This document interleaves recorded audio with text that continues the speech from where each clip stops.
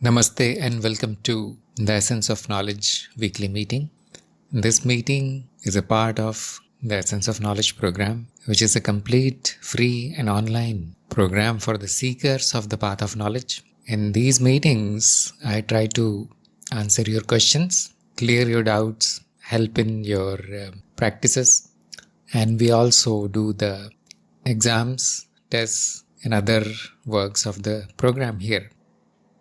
So today we are going to start with a test, which is of Rinki. Namaste Guruji, Namaste everyone. So I want to start with Guru Mantra.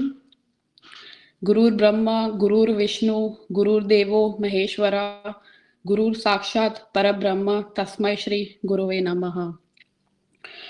Myself, Renki, also known as Radha, I am a seeker under the shadow of Shri Tarun Pradhan Guruji.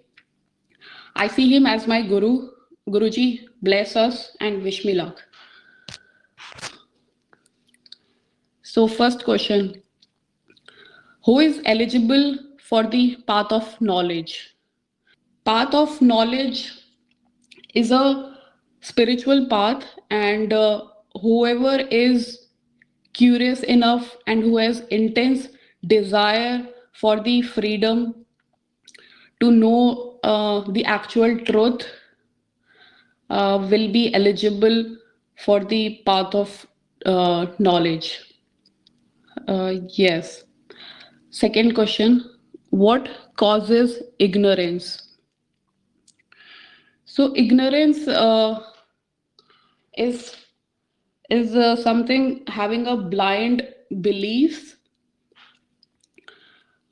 which is been incorporated via indoctrination, um, and on something which we haven't done our critical thinking, we haven't verified with the direct knowledge, sorry, direct experience and logic.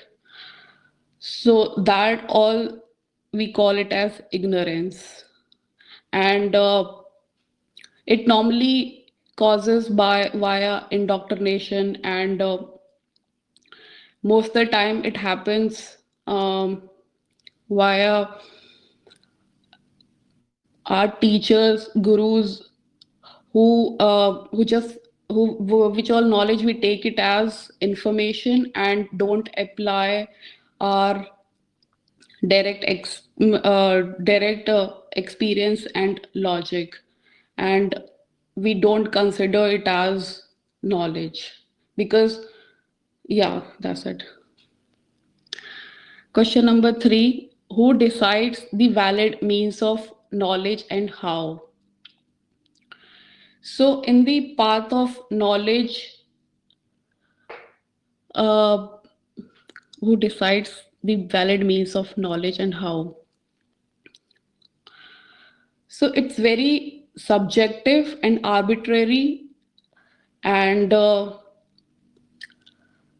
in the path of knowledge, we have decided the valid means is direct experience and logic, is because all the means of knowledge is uh, is is changing, is not true enough, and all the traditional means of knowledge has all the information, it doesn't have the experience and logic. For example, teachers gives us information, but it's their information, it's not our knowledge. But yeah, they point us to the knowledge, but only it becomes our knowledge if we have uh, our experience in it, and if we can verify that information. Metaphors also points us to the knowledge. For example, lake we can define as unicorns similar to horse. So it points us to the knowledge, but it's not knowledge. So we come to a point where we can verify if the means of knowledge is only via direct experience and logic, logic, that would be sound logic. It shouldn't be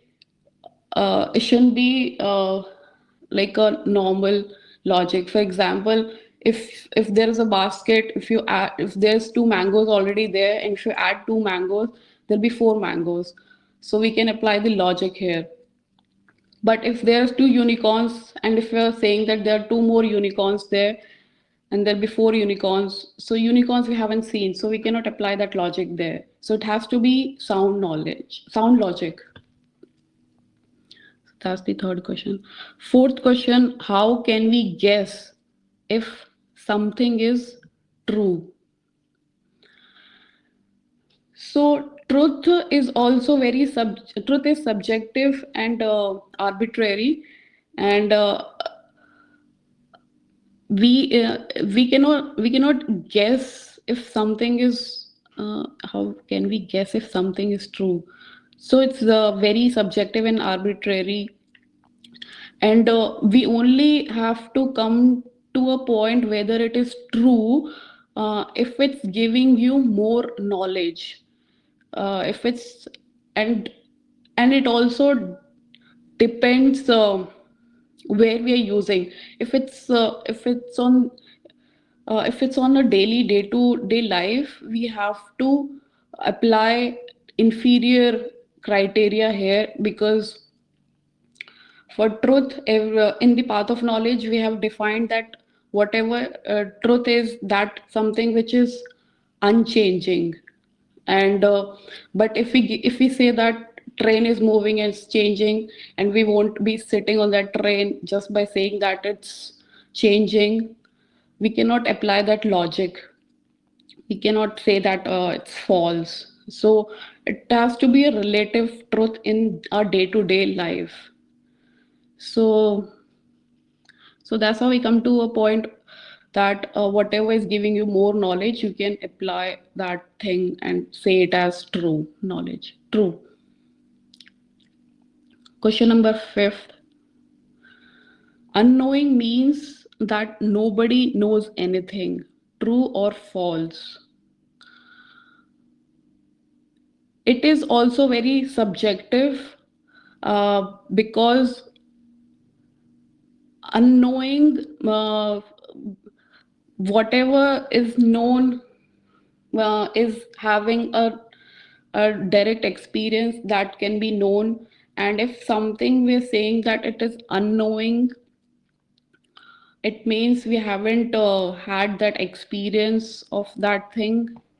And saying that nobody knows anything, we cannot say that.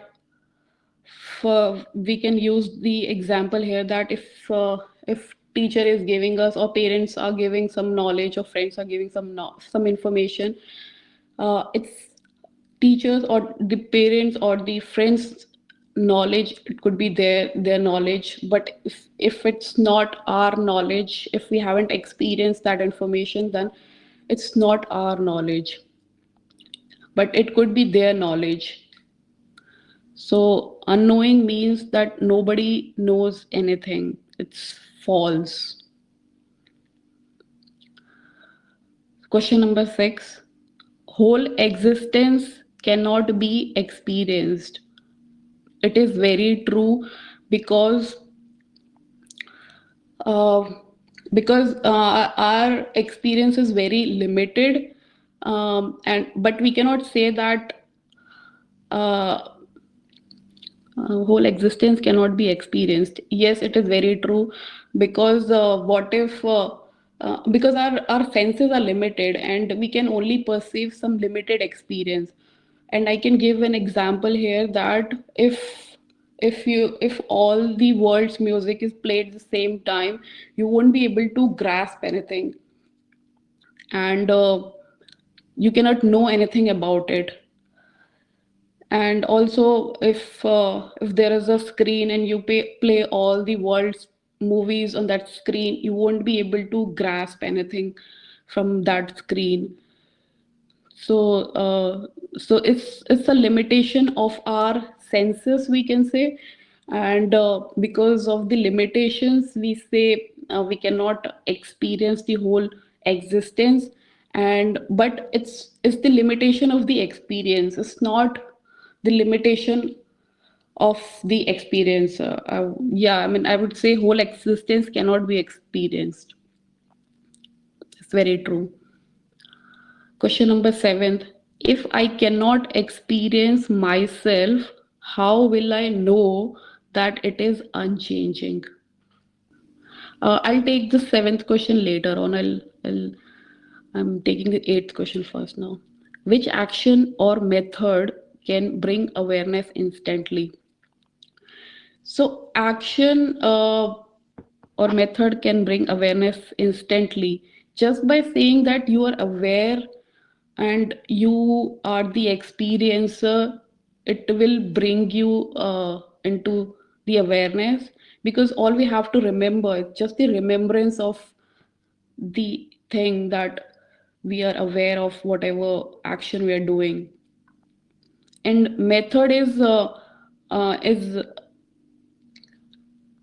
method what we can apply here on the awareness is, because we have contemplated a lot on the experiencer that it is something which is unchanging.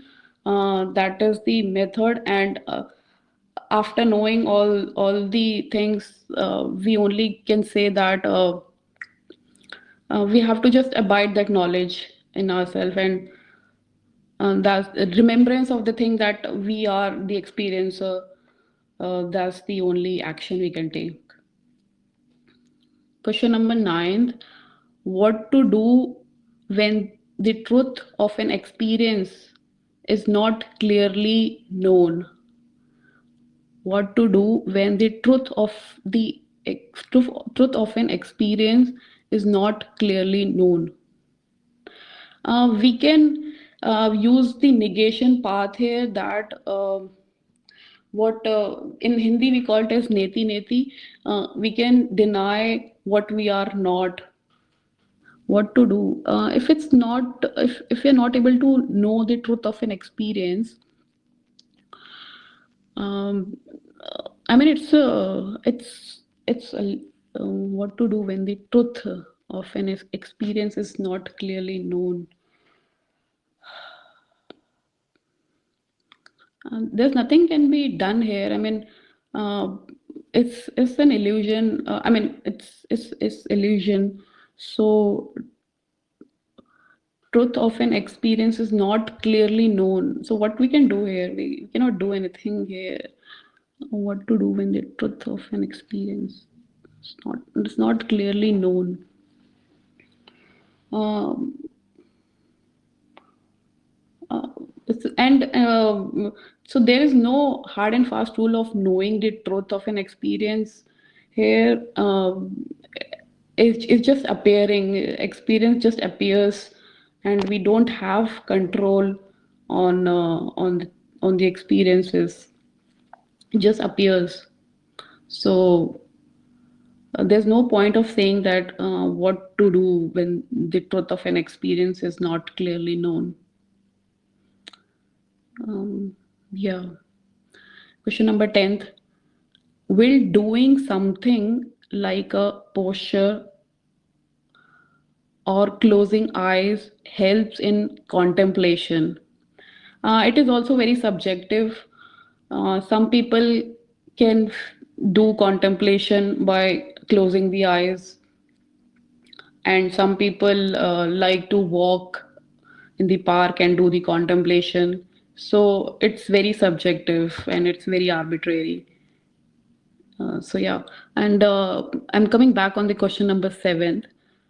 If I cannot experience myself, how will I know that it is unchanging?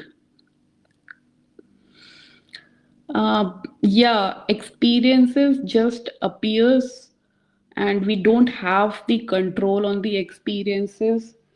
It's like we don't have the control on our digestion. We don't have the control on our heartbeat. So, uh, how will I know that it is unchanging? Unchanging, we use this logic for experiencer, that is which is unchanging, and experiencer is something. Experience is who experiences all the experience. Who experiencer is who witness all the experience. It's like there's a screen and all the movies appear on the screen, and it just witness all the changes. Yes, Guruji, I'm done with my questions. Okay, do you want to attempt number 7 again? Because I think you did not understand the question. It is Okay. saying that I cannot experience myself. There is Hmm. no experience of myself. So, how Hmm. do I know that this experiencer is not changing? It is the question is asking like this. So, if you want, try Okay. again. Yeah, let me give it a try. Yeah, we cannot experience myself here is we are pointing it out to I, which is a shifting belief. We cannot point it out who we are, whether we are body, whether we are our organs, or whether we are thoughts, desires. So we cannot experience it, and that is what it is unchanging. And yeah, Guruji, I think maybe I'm nervous. I'm not able to like recollect my memory. So that's the thing. Yeah, I think I'm going to submit my answers. Very good attempt by Rinky. And you get 6 out of 10, which is very good given that this is your first time on the path of knowledge. You are in step number 4 anyway. Yes, some tricky questions were there, and that means that you need to work more on the finer points of the path of knowledge. Essential knowledge is there's no doubt about it. It is not solid so far.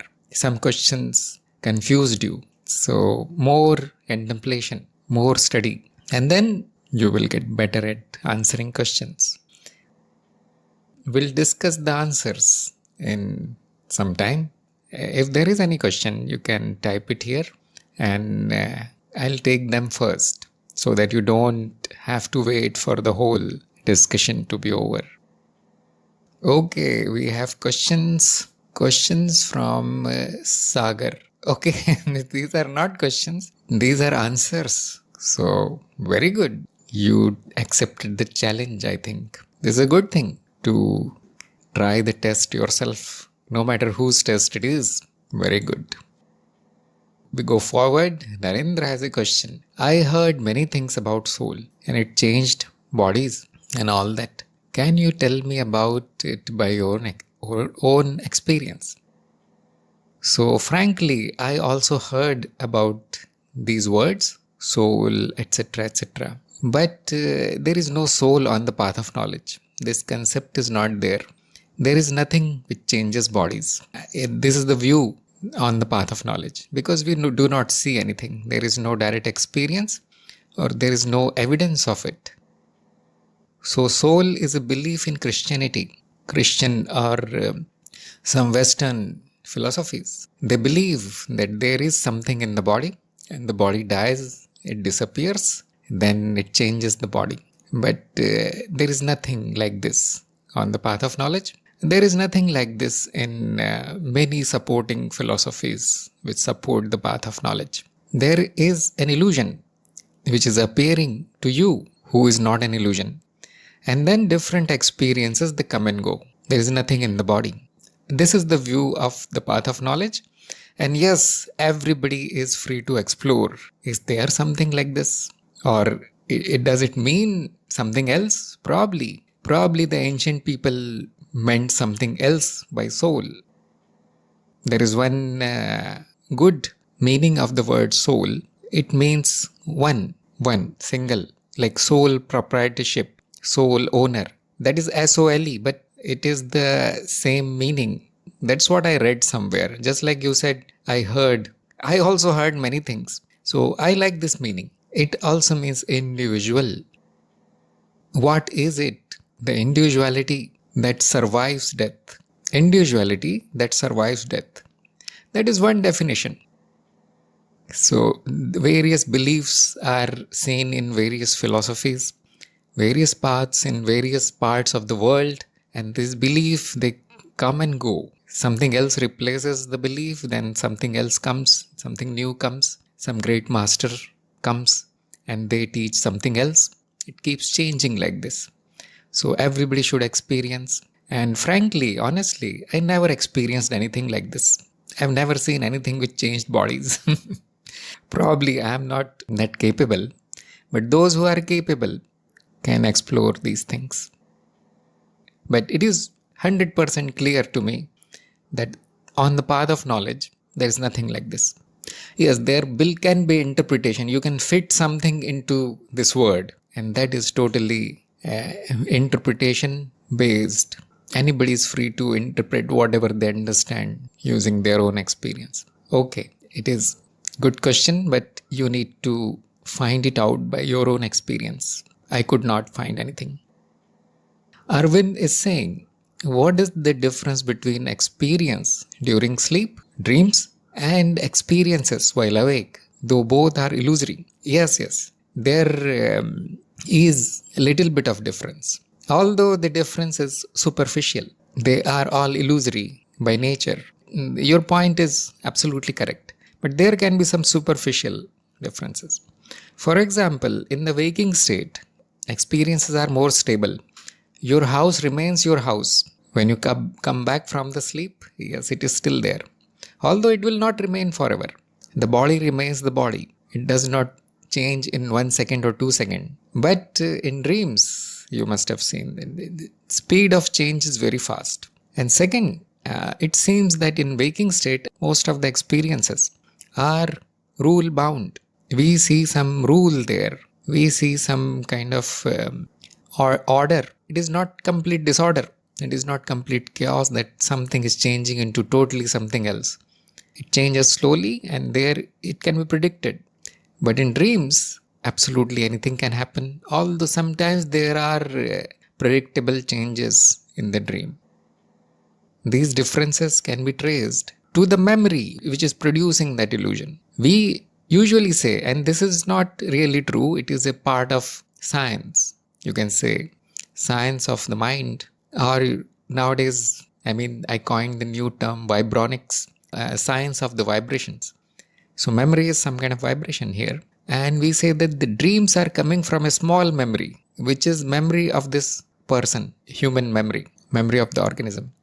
And since it is small and it is not stable, it produces something, some images, some illusion, but there are no rules there, not much. It is a shadow of whatever happened in the waking state. Mostly, it is a copy. Sometimes you will see rules, sometimes not. And it is not that stable. And we say then the waking state is being produced by something called universal memory. It is huge, almost infinite. And it has self-organized itself so that everything seems to be well organized and rule bound, although there are exceptions. For example, in waking state, you are thinking, the thoughts do not follow definite rule. You cannot write an equation for the thoughts. They change just like dreams. Although that is a waking state experience. But the most stable experience is of objects. Not all objects, some objects. And you are asking about sleep. But sleep produces no knowledge actually. That we forget whatever happened in sleep. But usually the same things are happening. Illusions, thoughts, etc. etc. Although the state of the mind is of rest. For this individual, nothing important is happening. So nothing goes in the memory.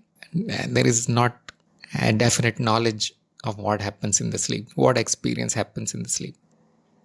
Suppose you keep your awareness on during the sleep, you will see that it is same illusions. There are different kinds of illusions. That's all there is. So there are superficial differences in the experiences of different states of the mind. And you can study it yourself because you can directly experience them. You can make a table of 3 columns: waking, dream, sleep, and try to list what happens there, and you will immediately see some differences. Next question of Arvind is, can we do some spiritual service while in stage 4? Yes. Although you will not be authorized, it will not be called some official service. Like I will say, okay, he is doing something, he is doing by his own will. I will not interfere there, or I will not recommend people that go and take the service from Arvind. This is the rule. This is the rule. You can help people, yes, and there is no rule about it.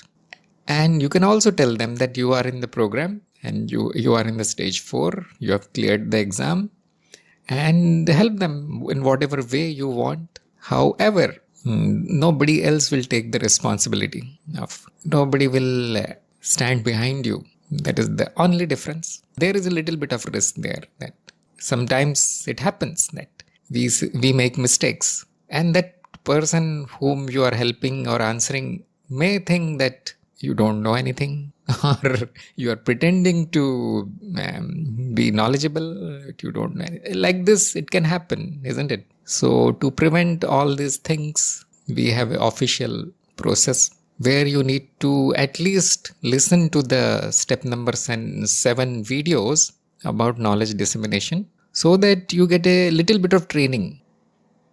What is there in this 7th step? It is nothing unusual. It is simply the combined experience of different teachers, including my own experience. What challenges we face, what not to do, what to do, how to do it nicely, beautifully, what works, what does not work. The step number 7 prepares you for service. And after that, if you do something, after thinking about it, after contemplating on how people have served since past thousands of years, what are the pros and cons, etc., etc., you will be in a good position to help somebody. But yes, you can do experimental service right now. No problem at all. Especially those who are doing it even before joining our program. Let us say somebody is a teacher, somebody already teaches something, not necessarily spiritual topics, something else, but they have teaching skill. And so they are given a little bit more preference because they are already trained. I don't need to train them again. I don't need to even look at them, what they are doing. They just confidently do the service. If you are of that type, you have experience in teaching, in handling people, in serving, then yes, there is no objection. You can do a little bit of informal service, no problem. After step number 7, I'll give you some time to think if you are really serious about these things. And then officially you will join the service. It does not mean that you are working for me or you are working for the path of knowledge. You can work for anything at all. But you can always say that I have formally taken the training, teacher's training. I know some things about how to teach, whom to teach. You can confidently enter into this field. Learning is very easy. Teaching is very difficult. So anyhow, still we are very relaxed about these things. Good question. And Nana is asking, how much knowing Tantra is important and beneficial as per path of knowledge? 0. Its importance is 0. Its benefits are 0. You are whole and complete. You are absolute. You are infinite. Nothing else will benefit you. Nothing else is important than knowing your own essence, true nature. And on the path of knowledge, without doing any tricks, without any methods, without any rituals, we know everything that is worthy of knowledge, that is worth knowing. And later, if you are interested, if anybody is interested, you can join any guru who is teaching that thing. Many people must be knowing that we also have a program, but it is not for all. You are asking about importance and benefits.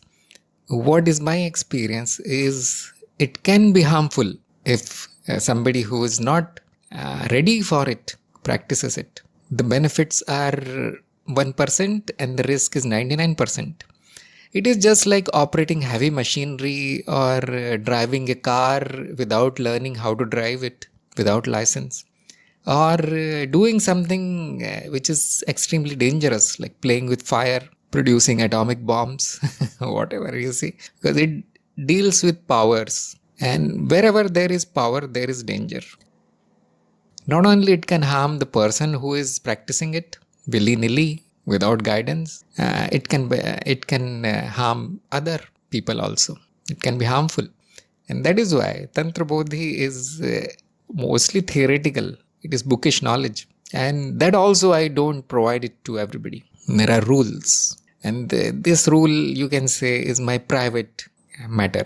We don't have permission to teach it, but I am teaching it. So that's what I was saying. You need permission. And Narendra is asking, I have good friends, but their opinions don't match my opinion now and feel isolated from the group. They think I changed too much. Is it good thing or bad? It is both, isn't it? It is both. There is always sweet and bitter side of every experience. It will happen. This is guaranteed that you will change because you are on a path. You are on a very fast path. Fast means there will be fast changes. Not only the knowledge is fast here, it will change people also completely. Sometimes not, but it's not important, isn't it? If you are changing and others have problem with that, remember, I'll repeat this. You are changing, but others have problem. Then what kind of friends they are? A friend is the one who will accept you in any way. Probably you are not doing the same things that they are doing. Probably you are silent most of the time. Probably you are not doing the stupid things that friends usually do in groups for enjoyment or whatever. Remember, the one who leaves you because you are not behaving as per their desire is not a friend. That is superficial friendship. But anyhow, this is human nature. People like to meet those who are like them. So I'll give you an advice. You start meeting people of your type. So many people are there in our groups. That is the main intention behind making all these Telegram groups and all these, meetings and so on. So that all the seekers, they can meet each other. Your kind here, not worldly people now. You won't like them now. That is almost guaranteed. You will like them up to a limit. What do you like? Whom you like? You are also free to join other groups, make friends of your type. Although these spiritual people, they will not meet many people. I know these things because I also don't meet anybody. They prefer to remain alone most of the time. Spiritual people are like that. Not only spiritual, all the intellectual people are also like, they're non-social. I'm not saying they're antisocial, they're non-social. They're okay with nobody. They don't like crowds. So you should start changing your lifestyle now, that accept whatever is happening. And the bad thing is that, yes, that old will be gone. But the good thing is that something new will happen. You will meet people of your kind, new people, more interesting people, and hopefully people who will give you more knowledge, who will pull you up as they are progressing. You see, the benefit of being with spiritual people is that if one person progresses, those who are associated with that person also get pulled because he keeps sharing his experiences, he keeps teaching or telling them, and it becomes an inspiration for others. So instead of now asking others to lead you, you lead others. That is the change that will happen. People will get attracted to you not because you are funny or something, smart. No. People will get attracted to you because you are progressing, because you have knowledge, because you are so peaceful and bright and blissful, happy most of the time. Those worldly kind of people will not talk to you, obviously. They don't like these things. But the spiritual people will get attracted to you. So begin changing your circle. It always happens. The change always happens. And our childhood friends, they don't remain forever. Some will. Some people are lucky. They have lifelong friendships. But most of people keep changing. Their friends change. They disappear. They make new friends. This is life. So nothing is bad here, I think. You should be happy that you're progressed. Adjust somehow till you get more friends of your kind, whomever you like. Okay, so if there are any more questions, most welcome. But we'll discuss the test questions now. You already got the answers by Sagar, so I don't need to say too much. 1, 2, 3, they were perfectly right. These were easy questions, good answers. Number 4, how can we guess if something is true? So she got half mark there. And Sagar is saying, by checking if something is unchanging, then it is true. Yes, she also said that. She also told that on the path of knowledge, we decide that unchanging is true. But there is a problem in the question, which Sagar or Rinki could not detect. The thing is, the problem is the word guess. Yes, Rinki now found out. Take your time, always take your time to read the questions. We do not guess the truth. On the path of knowledge, no guesswork. We become certain of the truth. Otherwise, we say, I don't know the truth. That is the most honest thing to do. We do not guess. We guess in the worldly matters. When there is urgent need to act, sometimes we take a shortcut. We guess it. That yes, everybody is saying this is true, so let's try it. It should be true. But not in the field of philosophy or spirituality. There is nothing to guess. Either it is certainly true or it is certainly false. Anyway, on the path of knowledge, you don't need to guess anything because either you will see it changing or you will see it unchanging. It's so simple. On the path of knowledge, the truth is always certain. There is no doubt about it. No guesswork. See, this is the advantage on the path of knowledge. Nothing is left to guess. If you are guessing something, that means you are not using the direct experience or logic. And number 5, unknowing means that nobody knows anything true or false. Again, she got half mark because she said that this statement is false. And yes, it is false. It is false. That's why she got half. But why it is false? That part was not correct. And Sagar is saying as it is just unknowing, as it is not yet an experience. Probably, but I could not understand what Sagar is saying. But it is very easy, you see. Unknowing means nothing left to know. No question of nobody. Don't bring others here. This is path of knowledge. Just you and knowledge. Nobody else except your guru, obviously, because you need guru sometimes. What business do we have with others here? Nobody knows anything. It's okay, fine. Not a big problem. Everybody knows everything. Not a big problem. Do I know something or not? That is the important thing. But unknowing means that I know whatever can be known, which will be negative knowledge, and then nothing will be left to know. Why nothing left to know? Isn't it infinite and so on? No, that infinite thing is you only. Nothing left to know. It is possible to arrive at unknowing simply by removing what was known incorrectly. Whatever wrong knowledge or ignorance was there, accumulation, remove it, unknowing is reached. That is what it means. See, people will keep claiming whatever they know or they don't know. They will keep saying all these things. But that does not really matter. It is also an experience, illusion. What people are saying is complete illusion. So when everything is clear, the ignorance is cleared, nothing remains to know because there is nothing to know in the existence.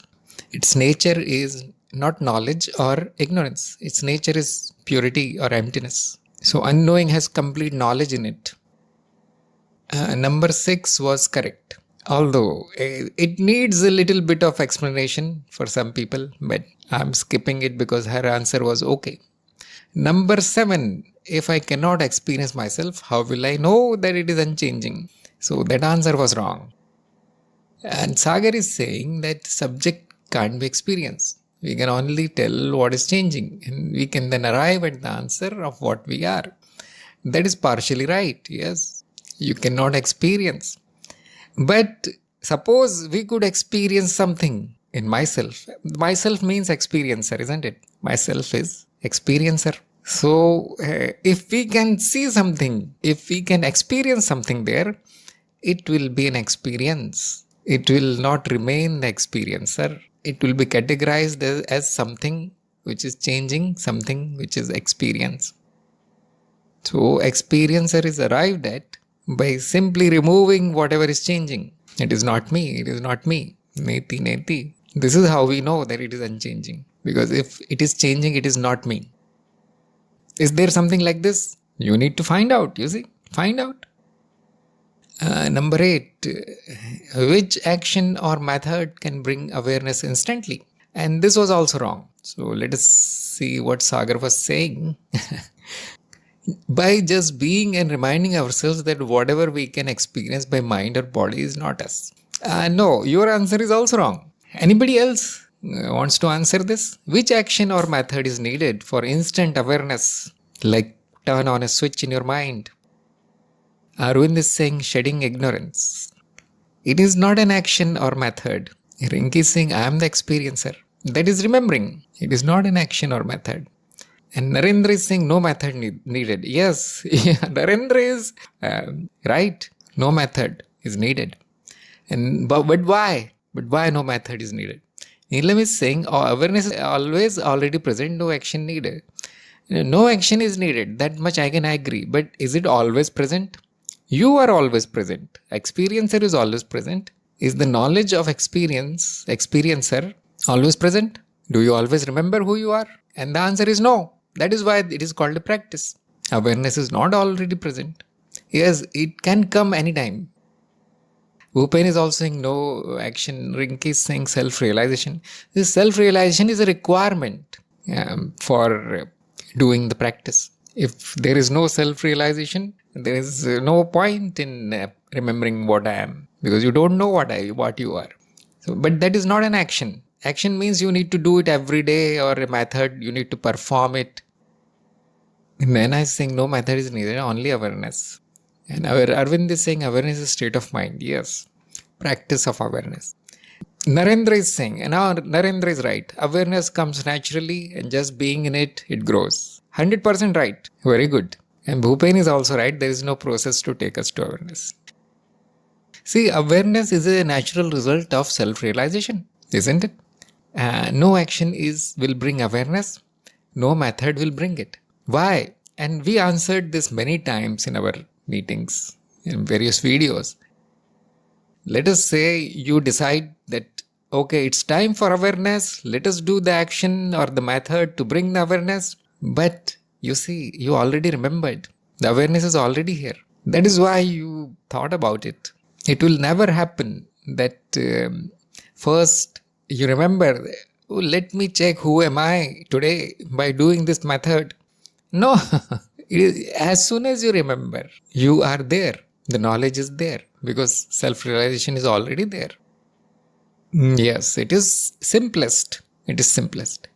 What has happened is you are indoctrined to always do a ritual, method or action to practice something. But awareness practice is the highest kind of practice which requires no ritual, no method, nothing. Simply remembering. The one who remembers does not do it. Notice this thing. You do not take an action to remember. The memory comes automatically. And the more you dwell in it, the more you abide in it, stay in it, enjoy it, the more it will come. You will find that the duration of the darkness or unawareness, duration of forgetting will be painful for you. You will think, why I forgot this simple thing? Who am I? How did I forget? This was my life goal, to get the knowledge and self-realization. I am a seeker and I forgot the main thing. It happens sometimes, isn't it? Sometimes we go to the market, we bring every kind of garbage, but we forget that thing for which we went there. After we come home, oh, I forgot that. I forgot that thing for which I went to the store. So it will be painful. It will be painful if you forget it. So abiding is the only method you can say. You can call it method. Stay there. As soon as it comes, stay there. Enjoy it. Keep doing whatever you're doing, but in complete awareness. If it goes away, no problem. Nobody was responsible for that. And when it comes back, simply rewind and the important actions that happened in darkness, rewind them, see them in complete awareness. Slowly with practice, this will grow and it will become natural for you. The more importance you give it to that thing, that practice, the more it will happen. Step number 4, there are some methods given. There are some, but they are not methods. They are reminders. Like you set up an alarm, like you write down something on your door that I am aware now. I am not the body. You write, but others will call you crazy if you do that in public. So they are reminders. Sometimes we happen to see them and the memory comes automatically. You cannot call it a method, or you can call it. Not a big problem, you see. And the big problem is that you should not become dependent on these reminders. You write down something on your t-shirt, I am that, people, Mahamantras, they write these things everywhere. But the problem is you will remember who you are only when you are wearing that t-shirt. Other times, other days, who will remind you? So it becomes a dependency. In the lesson, I told that, okay, you do it initially, but don't do it for whole of your life. So these things like guru, satsang, meeting, videos, they are like reminders. So if you make your lifestyle, which is involved completely in knowledge, then probably you won't need reminders. But anyhow, that is just extra thing. So it is a natural result of knowledge and your desire to remain aware. Make this desire highest, and then you won't struggle with the practice. Then it will happen automatically. Okay, number 9. What to do when the truth and experience is not clearly known? Let's see what Sagar said. But we have essential knowledge that experiences are not true and will bypass. Exactly, good answer. So here it was a very tricky question and it was wrong. The answer was wrong here. So she said we cannot do much. But remember, all the experiences are false. Don't you know this thing for sure? Experience means whatever is appearing, whatever is changing, the changing part of the existence, the changing aspect of the existence. Like waves on the ocean. The water is always the same. It is always water, but it takes forms. The gold is always gold, but the ornaments keep changing. So experience is always changing. Experiencer is the essence. It does not change. So there is no question of what to do. You know that if it is an experience, it is happening in front of you, it is false. You should not have any doubt about this thing. Which experience is true? None. No one. So Sagar was right. At least his last statement was right. But if you are confused about whether this experience is true or not, that means knowledge has not happened. I am not saying Rinki does not know. She forgot because of the tension of the exam, because of the pressure that this exam gives you. It is a big headache, isn't it? So if you silently think about this thing, you will see that I already know all experiences are false. I clearly know. If something falls in the category of experience, it is changing, it is false. It does not matter how slowly it changes. It does not matter what others are saying. However, probably she was thinking about the relative truth and the truth that is assumed, the experience that is assumed to be true. And what criteria we should use there in the relative to know if something is really true or not. Can somebody tell me? Now, we are not talking about the aspect of the existence here. It is very clear. It is false. It is illusion, Maya. We are talking about day-to-day experiences. There is a news on TV, etc., etc. Now, how will you know it is true or not? It is an experience, isn't it? Or you are a boss and your employee says, today I am not coming, I am sick. How will you know? What criteria do you use? How do you know something is true in your day-to-day life? Bhupen is saying if it is changing frequently, then it's false. Yes, totally right. Same criteria in everyday life, same criteria. If it is changing, it is false. I gave you two examples, There you are not certain whether the news on the TV is right or not. So if it is important for you, let us say it is concerning your company or concerning your school or something, you go there and find out. If it is not that which was told in the news, false. It changed. If it is exactly the same thing which was told in the news, your direct experience is telling you it is true. In the context of duality, it is an experience and so it is essentially false. And the second example, your employee is taking the leave. What can you do? If it is very, very important, you call somebody, find out if he's sick or not. You call his friend. And his friend tells you that he's on the beach with me. We are having fun. So the statement changed. He is not sick. The sick changed into not sick. And therefore it is false. If you call somebody and they say he is in hospital, there are chances that it is true now. So we try to check whether the statement changes or not, whether the situation changes or not. Same criteria. Although in our day-to-day life, in the worldly matters, it is highly relaxed. We don't take too much trouble to get the final evidence. Unless it is a matter of life and death. Let us say it's a court case. Then for months they keep investigating the truth. Many months. And that is also not guaranteed that they will find it. However, if it is your path to find the truth, if you are a seeker of the truth, then you can spend your whole life investigating. However, on the path of knowledge, you will find it in one day. Because we arrived at the root of the true and false, which is change and unchanging. And since it is about you, spirituality is about you, your essence, and you are here and now, it takes only 1 minute to find out the final truth. The whole existence is here and now. It takes 1 minute to see what is true there, what is not. And then we go one step ahead, one step forward, and we say that whatever we call true is essence, whatever we call false is name and form, they are one. In oneness, it is pointless to call something as true because we don't need to take any actions there.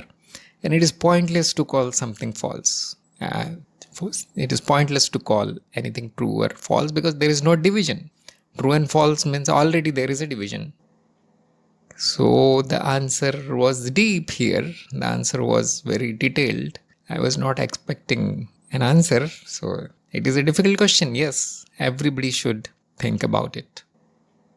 It is not that one day we decided that we'll call the changing false and yes, knowledge is... No, it took many centuries. It took thousands of years to establish this one thing. And we are so lucky that we got it ready-made. Like pre-cooked food. You boil it and eat it. It is proven beyond doubt. Still, everybody should check the validity of the criteria. Why it is justified. And you will see that there cannot be anything else. There is no other way to find out true and false. Whether it is the level of illusion, level of duality or any other level. How to introduce a seeker, a newcomer or an ordinary person to the concept of true and false.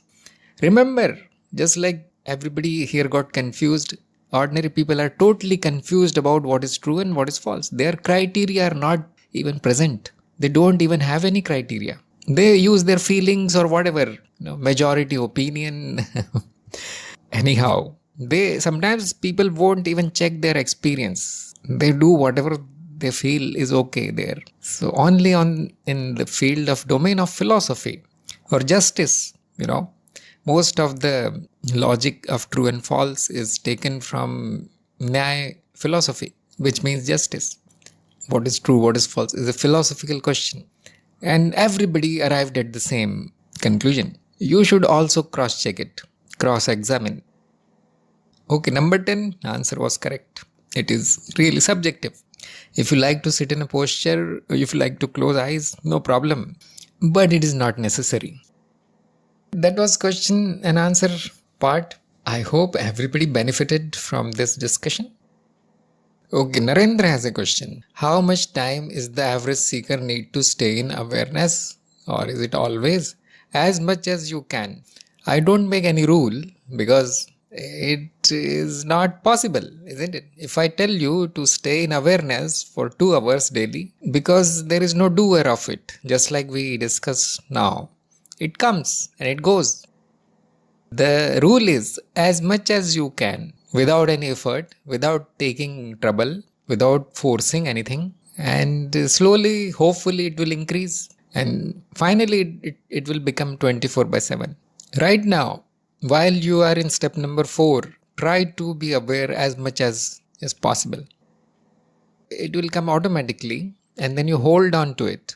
Be in that aware state till something happens and you lose it, then you forget it. But if you're forcing it, that he said 2 hours per day, so I'll just sit here, do nothing. No, that is not good. It should be natural and let it increase naturally. If it does not, at least this much should happen, that your awareness is present when there is some important decision to take. Important decisions in your life, if they happen in complete awareness, that will be good for this creature. That's all we can say. And the rest depends on the intensity of seeker. Intensity means how much interested that person is in doing the practice. And then there is no limit because it will extend 24 by 7 and it will make a very strong impression in the mind. That much is recommended. Okay, Sagar is saying, I tried to check on Gyanmark.guru pre-allocation website, but I could not rule out a single pre-allocation. I am attracted by multiple things. So it is fine. It is very good, you see. Because there is no rule that you will be born for doing only one thing. There is no rule like this. Just like I gave the example of going to market. Usually you don't go there just to buy one vegetable, one thing. You buy everything, whatever you can carry in your hand or in your car. You buy all that, 10 days or 1 month's stuff and you come back. Same way, this body mind instrument is given everything that it can do in this one lifetime. Remember, the word is pre-allocation. Allocation, that means a lot can be allocated. So depending on the situation, sometimes few things will be given. But there is one rule. And that rule is, out of, let us say, 5 or 6 things that are in your pre-allocation, there will be one which will be most important. It is perfectly okay that there are multiple things that you want to do in this lifetime. But find out the one thing which is most important, which must be given the highest priority. What is that?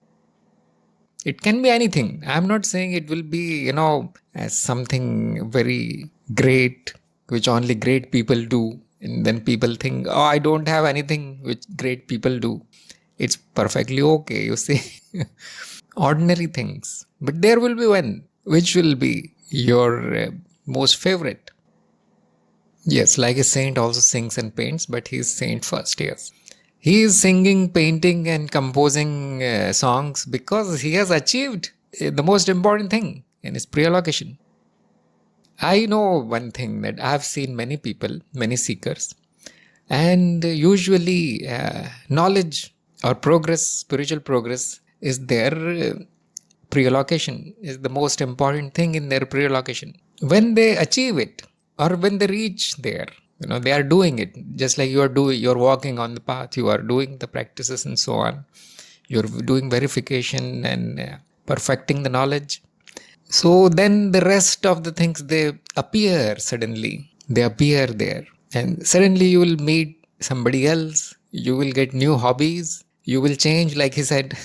Why? Because whatever was needed to do, whatever was in pre-allocation happened. Now new things. So always give importance to the most important thing in the list of pre-allocated things, and the rest will be completed automatically. If you prefer something which is minor, which was simply given to you, okay, if you're going there, you're taking birth, okay, do this also. And if you spend your whole life in that small thing, that means the major pre-allocation will remain incomplete. That is why we put so much importance on finding the pre-allocation.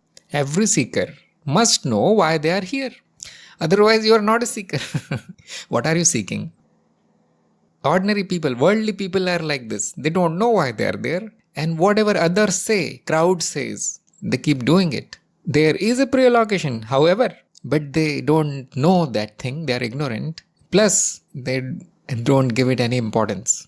So a seeker is the one who knows his path, who knows his goal, life goal, and he achieves it. That is called successful life.